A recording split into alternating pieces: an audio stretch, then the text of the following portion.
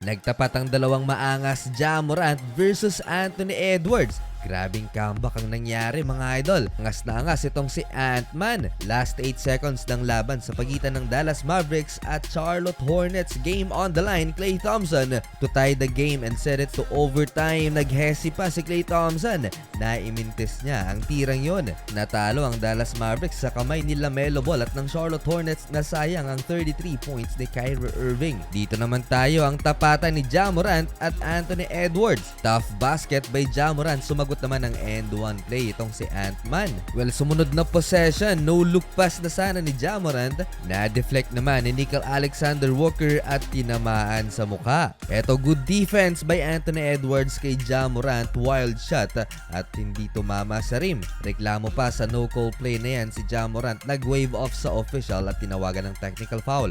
Rough start for Ja Morant habang si Anthony Edwards niyabangan si Jake LaRavia. Back-to-back 3-pointers to end the first quarter, 28-21. Second quarter takeover pa si Ant-Man, 22 points at the half. Habang nagkapitalize naman si Ja Morant sa assists with 5 dimes sa first 2 quarters. Ang gaganda ng mga looks ni Ja Morant sa kanyang teammates. Lobo pa sa 11 points ang lamang ng Minnesota Timberwolves, 54-43 at the half.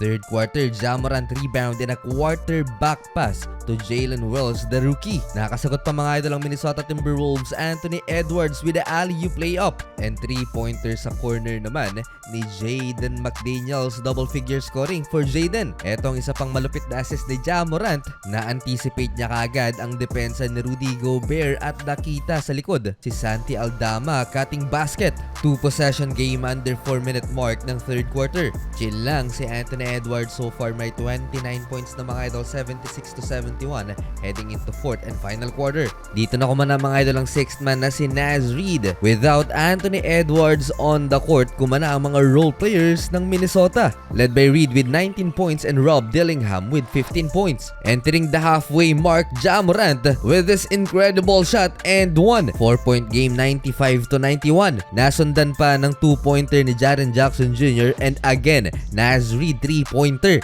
Crunch time, battle of two superstars, Ja Morant, half spin mid-range J, and Anthony Edwards stepping through the defense of Memphis Grizzlies. Looks like travel pero good yun. Sa free throw na itabla ni Desmond Bane ang talaan sa 100 and another 2-pointer for Desmond Bane. Lamang na ang Memphis first lead since first quarter.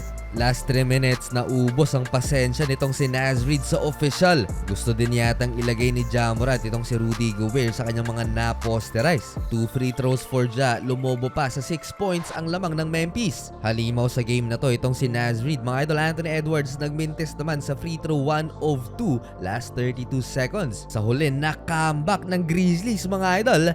Ang Minnesota tanggal angas ni Edwards.